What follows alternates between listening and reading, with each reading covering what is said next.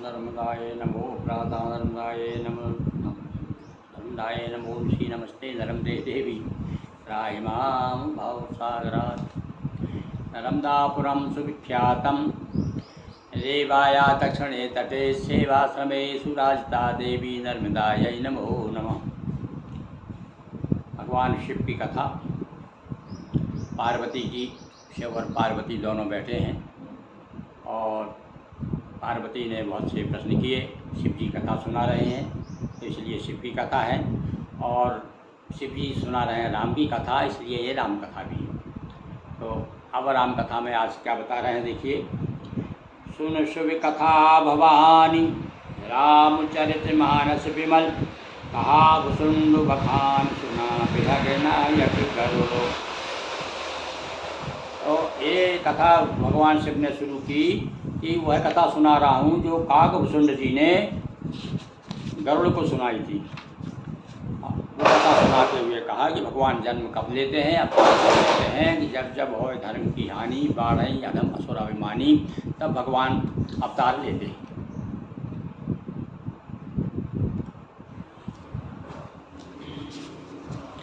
और आगे चल कर के एक बड़ी विशेष बात जो हमारे काम की है, हमारे संशय को दूर करने वाली है। पहले कह दिया शिव जी ने कि वैसे तो भगवान के अवतार के कई कारण हैं, और हर व्यक्ति ने, हर भक्त ने, हर विद्वान ने अपने अपने मत के अनुसार कारण बताए। तो शिव जी कह रहे हैं मैं अपनी मति के अनुसार बता रहा हूँ, सुनिए।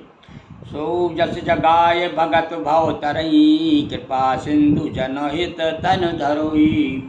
आओ पहली बात तो बता दी, जनहित, अपने जनहित यानी जो उनके भी भक्त हैं, जिन्हें भगवान अपना मानते हैं। जन तो सभी हैं, पर यहाँ जन से क्या अर्थ है, जिन्हें भगवान अपना मानते हैं, उनका दुख दूर, उनसे दुख दूर करने के लिए उनका दुख उनसे देखा नहीं जाता, इसलिए जन्म लेते हैं। और सोई जैसे गाय भगत भव तरी, और उस जब वो जन्म लेते हैं, अवतार लेते हैं, लीला करते हैं, तो उस यश को गा करके अन्य लोग भवसागर से तर जाते हैं। तो इसीलिए भैया ये यश गाया जा रहा है।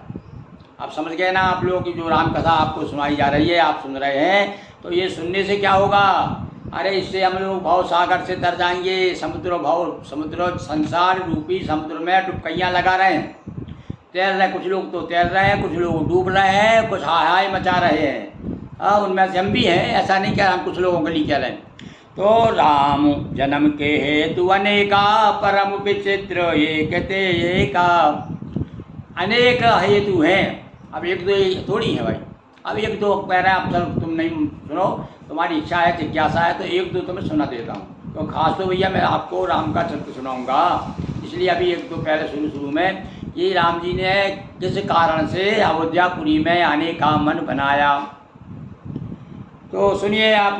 जन्म एक दू कहो बखानी, सावधान सुन सुमति भवानी। हाँ भैया, जो भगवान की कथा सुनता है उसकी मति सुमति हो जाती है।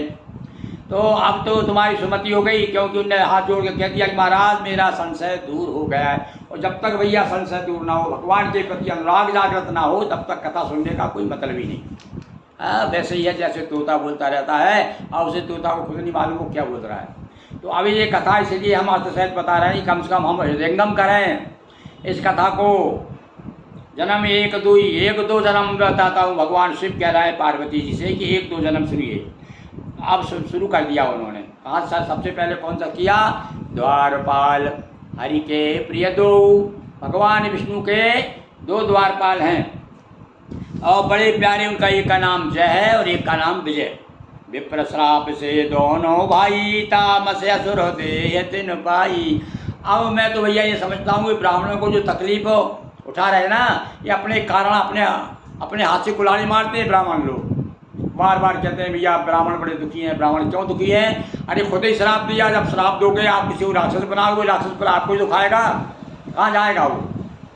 तो अब क्या कारण, इसके पीछे कारण क्या, आपने किसी ने चर्चा की, कभी बताया। भैया ब्राह्मणों से हाथ जोड़ो, हे विप्रो, किसी को श्राप मत दो, और श्राप दोगे तो श्राप उल्टी आकर के आपके ऊपर ही हावी हो जाएगी। जैसे कि शंकर जी ने वरदान दे दिया कि भैया तेरे जिसके ऊपर तू हाथ धरेगा भस्म हो जाएगा, और वो आजमाने लगा।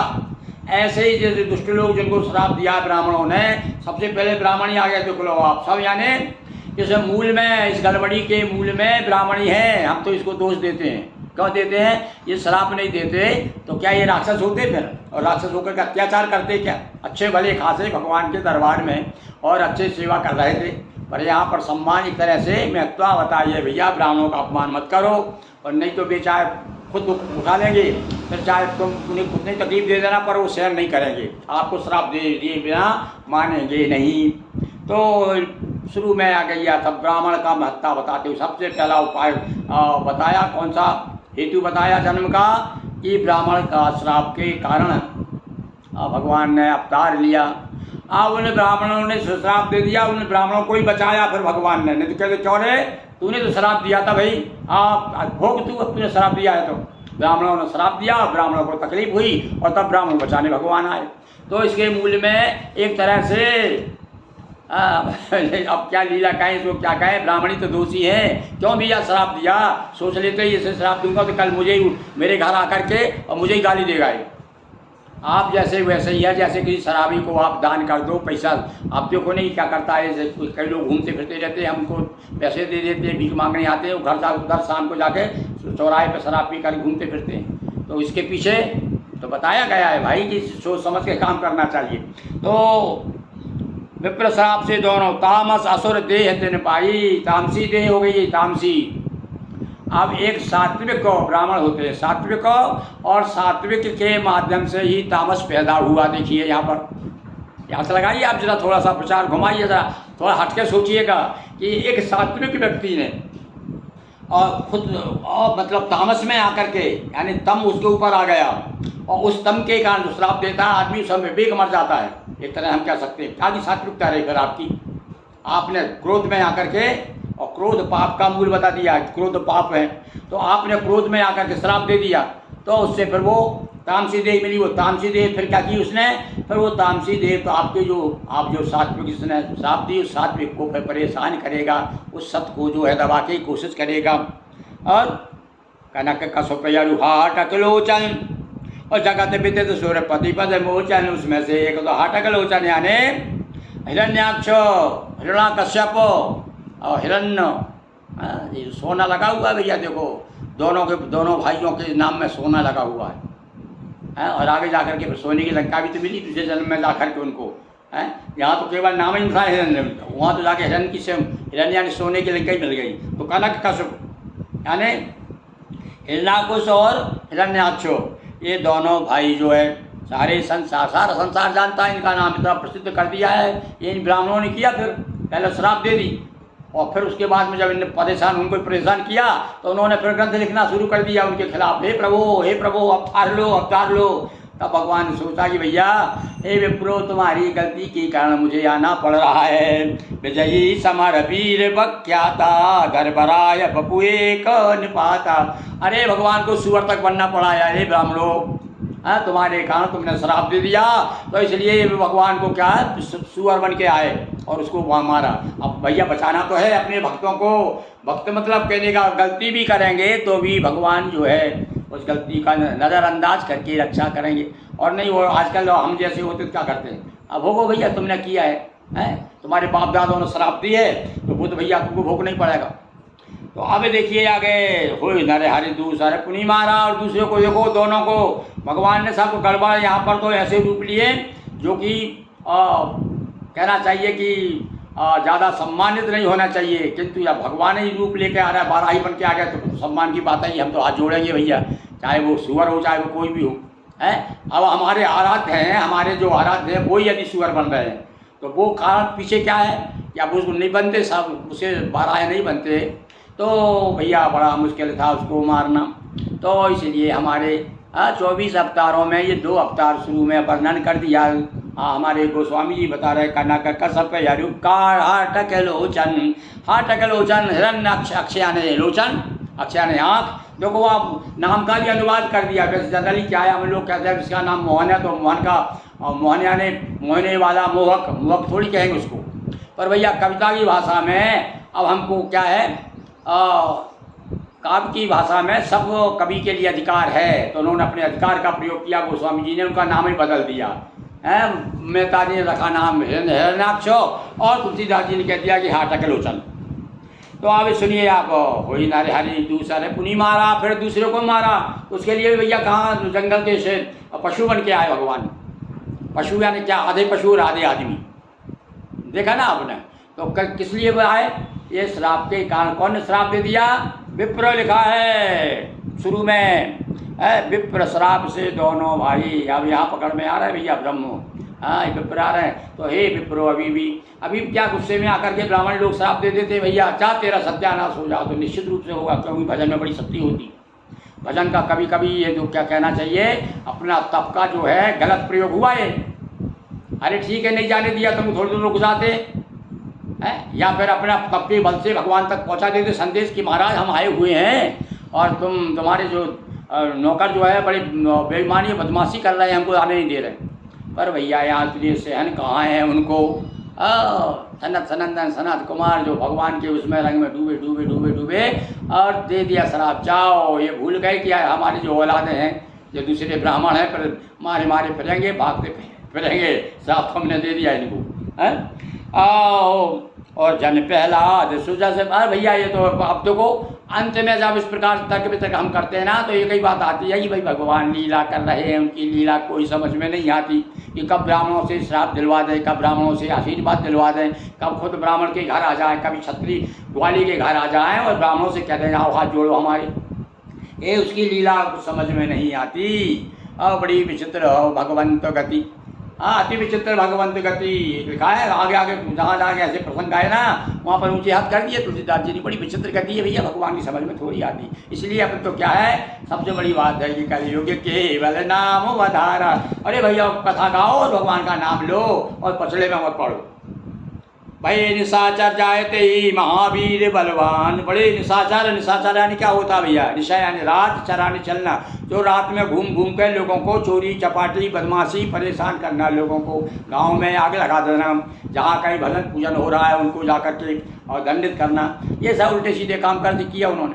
कहाँ तो देखो अब आप हैं भगवान के दरबार के जो द्वारपाल, और वो दूसरे जन्म में क्यों? यहाँ एक तरह से ब्राह्मण की महत्ता भी बताई। ब्राह्मण की महत्ता क्या है? ब्राह्मण की महत्ता थोड़ी है। अरे भाई ब्राह्मण का आचरण इतना श्रेष्ठ होता है, वो भजन में इतना प्रताप होता है, इसलिए ब्राह्मण जो है भगवान भी नतमस्तक होते हैं। बताया भैया, ये केवल ब्राह्मणों ने नहीं लिखा है, ये बिल्कुल जो बात है हमारे ऋषि मुनियों को ऊपर से आदेश प्राप्त हुआ है। इसलिए कहा है कि वेद किसी ने बनाए नहीं हैं, उतरे हैं, उतारे गए हैं। उनके मानस में भगवान की ऐसी कृपा हुई कि प्रेरणा हुई, उनको प्रेरणा से प्रकटित हुए। क्यों? क्योंकि वो अपने ज्ञान के बल पर, तपस्या के बल पर तीनों लोगों और तीनों काल उनके हथेली पर आंवले की तरह दिखते थे कि भविष्य में क्या होना है, पूरे पीछे क्या हो चुका है और अब क्या हो रहा है। अब देखो ना 5000 साल पहले जो लिखा है, सब पुराण देखिए आप, जो बात करते हैं ना अपन, आज के लिखिए क्या लिखा हुआ कि भैया कलयुग में ऐसा ऐसा होगा, और तो वह सब अब दिखाई दे रहा है। देख लो आप, एक एक चीज़ देख रहे एक एक क्या क्या स्थिति, एक एक कलयुग का वर्णन पढ़ लो आप, तो या तो लगेगा ये आज ही लिखी उनको, आज के लिखे हुए। अरे भैया हजारों साल हो गए, मतलब वो लोग त्रिकाल लग थे, इसलिए जो कुछ क्या गए सही। तो ऐसे त्रिकाल लग लोगों की माया है। ये देखो अब आप भय निशाचर चाहे दो महावीर बलवान, और कुंभकर्ण रावण सुबह सो विजयी कुरसान। अब तीसरे जन्म में जाकर के तीन जन्म श्राप दी थी, 3 जन्म की। ये बेटा एक जन्म नहीं, भोगो 3 जन्म तक हो सकता है 3 प्यार खड़े रहे होंगे वहाँ पर, दरवाजे उसने नहीं दिया होगा उनको, तो जाओ 3 जन्म तक निशाचर होगा। अब हो रहे बेचारे, अभी तो 1 जन्म और रह गया उनका। आप तो दूसरे जन्म की बात करेंगे अपन, यहाँ जो कथा चल रहेगी ये दूसरे जन्म की है। पहले जन्म की भागवत में है, हिरण्यक उसकी कथाएं जो है भागवत में दी गई। हमने भी श्रीमद् भागवत को, पुराण को थोड़ा दोहा चौपाइयों में तैयार करने का प्रयास किया है। कभी आप लोग पढ़ना चाहें तो बुला सकते हैं आप। वैसे हमने हमारे इस पे चैनल पे भी देख सकते हैं, हमने पूरी भागवत कथा सुनाई, तो वो भागवत में है भाई। वो भी हमने दोहा भागवत को इसी प्रकार से दोहा चौपाइयों में प्रयास किया है लिखने का हमने। भैया ये तो गोस्वामी जी, हम तो केवल उनके वंशज जरूर हैं, तो हमने तो संक्षेप में उस बात को लिखी है, पर फिर भी आप पढ़ेंगे तो आपको लगेगा कि निश्चय भगवान की कथा। और ये मान के चलिए कि यही में रघुपति चरित्र उदारा, यह तो केवल भगवान का चरित्र है, ये मान करके आप पढ़ेंगे तो आपको आनंद आएगा।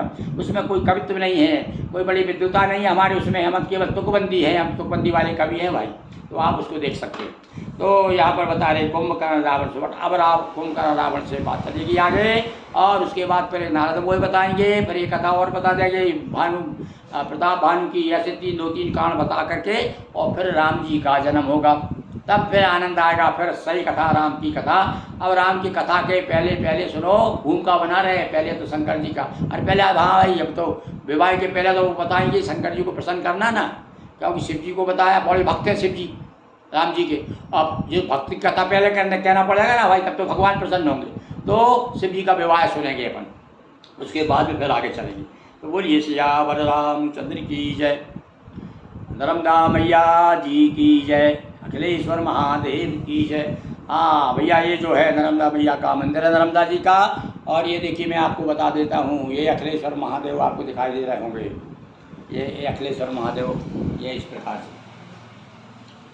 तो बोलिए नर्मदा मैया की जय, हर हर महादेव शंभो।